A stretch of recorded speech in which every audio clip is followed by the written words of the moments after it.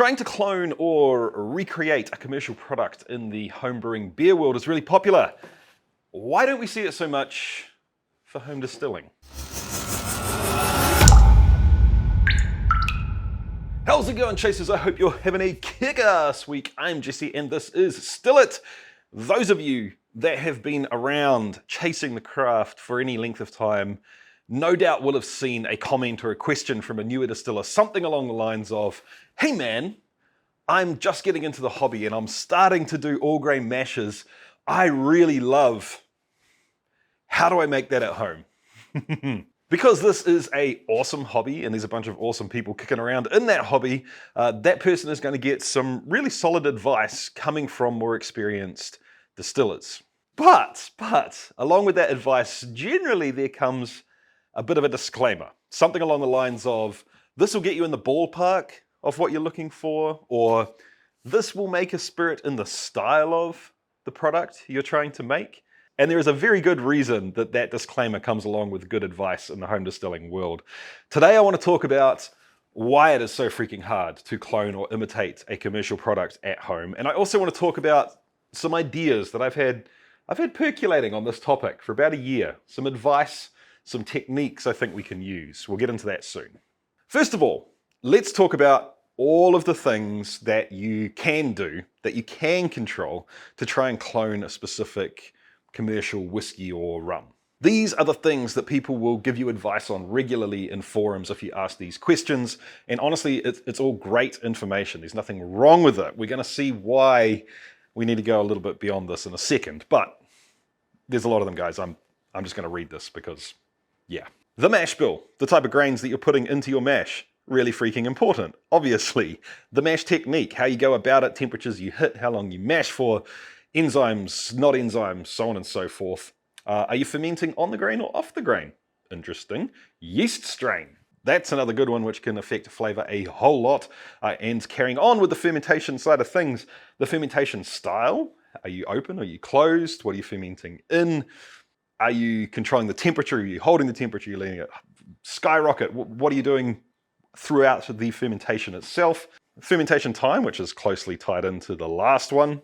Are you allowing the fermentation to go sour over time? Or are you even adding something crazy in there to make it sour?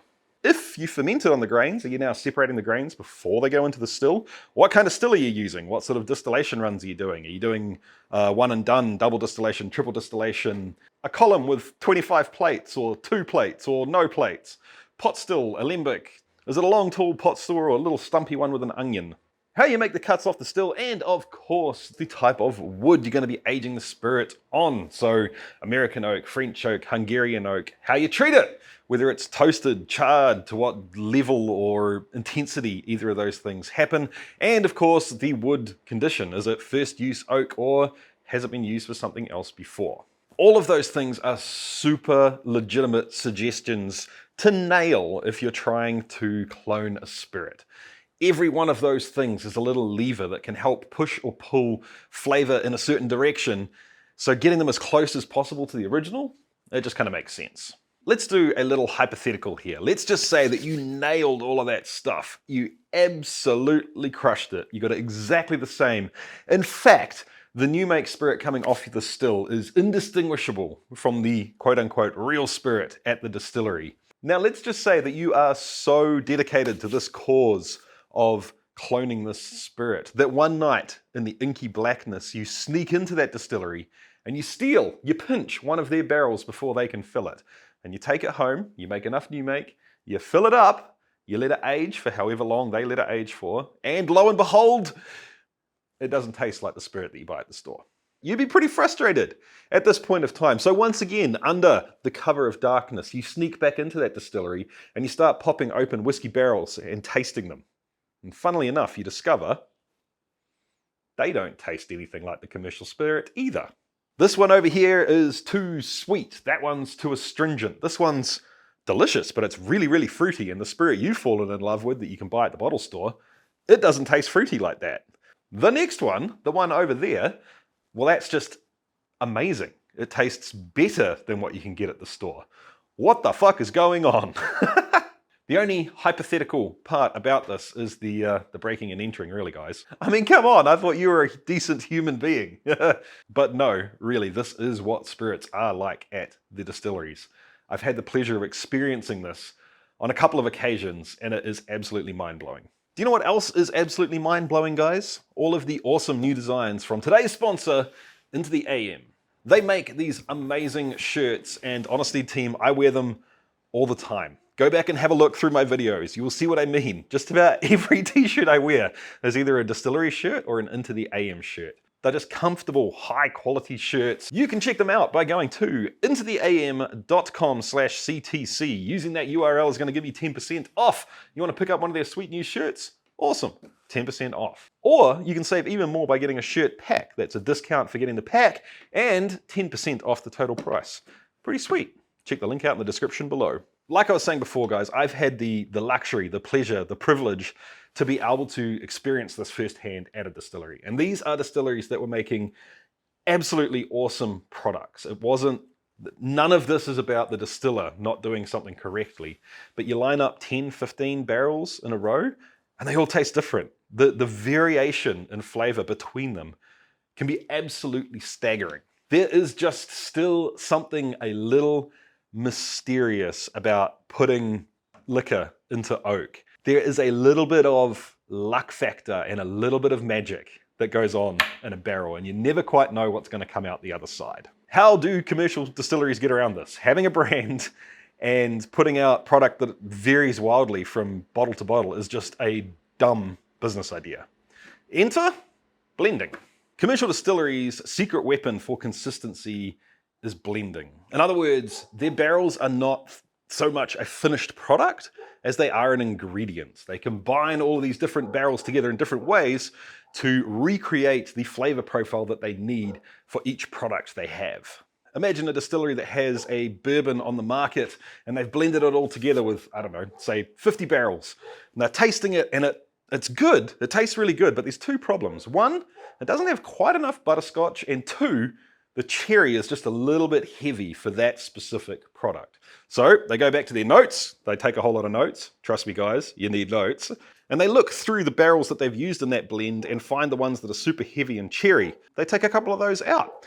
Then they go and look at their inventory, the other barrels that are eligible for blending at that point in time, and they look for something that is a butterscotch bomb. Maybe they need 2 more barrels of butterscotch bomb to blend in, and now they're a little bit closer to that flavor profile they're trying to achieve. I know this might sound kind of wanky to some people, but honestly, guys, I cannot overemphasize how much of a difference this makes. Now, think of trying to clone whatever, Angel's Envy. I want to make Angel's Envy at home, and I'm going to make 4 liters of it. I think you see the problem, right? Basically, even if you do everything perfectly as a distiller, you select the right ingredients, you use all the right processes, you do everything pretty much the same way as the target distillery, there's still a really high chance that you're going to end up with something that's probably quite tasty, but different to what you're trying to make. This is something that I've been thinking about for a long time. It's been rolling around in my head for like a year and a half, 2 years, really trying to figure this out. Honestly, because it would be really cool for me to be able to make how to clone whatever, Maker's Mark videos. That'd be fun, right? But in good conscience, I can't do that because it's kind of bullshit. In saying that, I have a game plan on how I think we can go about this at home. And I've been cautious to share it for 2 reasons. One is it's just an idea. I haven't actually done this yet. And 2, it's really not a new idea. It's just kind of shifting the way you think. The whole idea revolves around this same idea of forget about trying to make a specific spirit. Instead, try to make the ingredients we need for that spirit. Step number 1 of this process is to figure out what the base of the spirit is. And what I mean by that is, what is the backbone of the spirit? Forget about the things that stand out in your mind, that differentiate it from other spirits for a second. What is 85% of that whiskey made up of? Let's assume that we're going to try and clone Redbreast. I freaking love Redbreast. If you haven't had Redbreast 12, give it a go. If you think Irish whiskey is boring, definitely give it a go. So for me here, the base of Redbreast 12 is that it is a classic single pot Irish whiskey. We're not going to talk about what makes it different and what makes it amazing and how it differs to Green Spot, for example, right now. We're talking about just what is 85% of this whiskey, the meat and potatoes of that whiskey. And this is where a whole bunch of that stuff that we talked about at the beginning is going to come into play. All of the things that we can control. We can control the ingredients we use. It's a Irish single pot distilled whiskey. So chances are, I haven't actually looked this up, so I don't know what the mash bill is. I'm assuming. It is definitely going to be malted barley, almost certainly going to be a decent proportion of unmalted barley, and perhaps a little bit of oats or something like that as well. If you can get the information from the distillery, great. If not, we can infer things, right? Another example of what to aim for in this section here would be how we treat the oak. It is almost certainly going to be a large portion of ex-bourbon cask barrels. So we're going to age our spirit on ex-bourbon cask barrels. And the idea here is to make at least a few versions of this from the start. Mash, all the way from mash through to putting it on oak, do at least 3 or 4 different versions and get them put away, get them aging, get them chilling, let time do its thing. Number 2 is to go back to the spirit that you really want to make and start thinking about the seasoning, the extra little bits in it that make it stand out, the things that make it different from its closest competitors, the things that would allow you to taste a glass of what it is you're trying to make and say, that is whatever it happens to be. In this case, Redbreast 12, right? So for me, if we're talking Redbreast 12 again, it has this deeper, darker, rounder, more rich, dark fruit flavors than a lot of the other Irish whiskies. Part of that has to do with the fact that they use sherry casks to finish at least a portion of the whiskey that goes into the blend. So here's the thing, guys. In step 2, we're not going to try and make things that are nuanced. We're going to purposely make sledgehammers. So in this situation, we would make a sherry bomb sledgehammer. And I am totally on board with people completely cheating in this step. I think if you're going to be doing this at home, we need every advantage we can get. Use specialty malts. If we're going for those plum and dates and figs and raisins kind of flavors, throw some of that shit in the fermenter as well, guys. Why not? Experiment, try it out. And try to make products that have too much of those flavors we're looking for. Once again, we're going to make them, we're going to age them, and we're going to let them sit and chill for a long ass time. This is going to be our spice rack.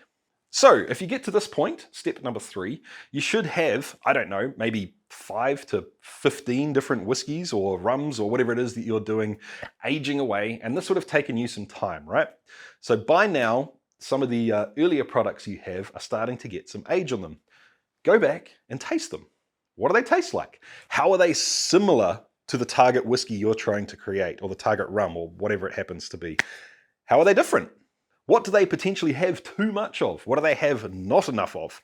I think you see where I'm going with this, right, team? Once you have that information, you can start feeding it back into a continuing process.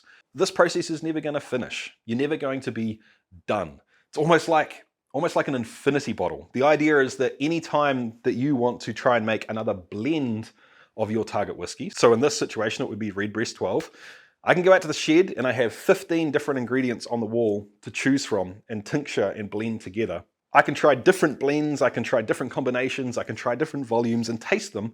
And if you've been doing this properly, you'll have notes on how everything was created. Hopefully, over time, you're going to start seeing patterns. Perhaps going back to step 1, we switch production from, I don't know, whatever, a Pilsner malt that we were using, over to Golden Promise. And we realized that Golden Promise has a much better base flavor for us than we had in the past. We're a little bit closer now, guys. Every time we make another base whiskey, it's that much closer to the original flavor that we need. Perhaps over time, you'll start to realize that there is a hint of coffee, a really nice coffee flavor in the whiskey you're creating. So make a big old batch of whiskey with a large proportion of chocolate malt in it, for example. That might get you really close. Once again, it's never going to be about trying to create the whiskey you're cloning from scratch in one run. I just don't think that's reasonable. It's about creating ingredients. If you can break down all of the different components of the whiskey you love and have those components sitting on the shelf, then anytime you need to make it, you can use more or less of each of those depending on what the exact base blend you have needs. The longer you do it, the more whiskey you have in the pipeline, the more age it has and the more it matures. I just think this is the way to go about this at home. In case you didn't notice, guys, this was an extra video, a bonus video this week, video number 2. And I'm going to say a big thank you to the Patreons for that. I always appreciate your support, guys. But for those of you that aren't Patreons, basically, I'm saying thank you here because I did a shout out to them on topics. They gave me a bunch of topics. Some people messaged me, some people put it on the lenses. I appreciate it, guys. Thank you very much. For those of you that didn't suggest this video, don't worry, your ideas are on the list. Anyway, there you have it, guys. My thoughts on cloning specific commercial spirits, specifically aged spirits at home. And like I said, man, I was cautious about putting this video out. I kind of feel like this is one of those videos that maybe, just maybe, it'll inspire like 2 people to go off and dedicate their distilling time for the next 2 years to doing this and share your thoughts and findings with the rest of us. It's little things like that that keep the hobby moving forward. I'm hoping it was worth me making this video and it doesn't just bore you guys. Anyway, if you enjoyed the video, hit the thumbs up button. If you've done anything similar to this, please give us your comments in the section down below. Let us know what your thoughts are. That is always very, very interesting.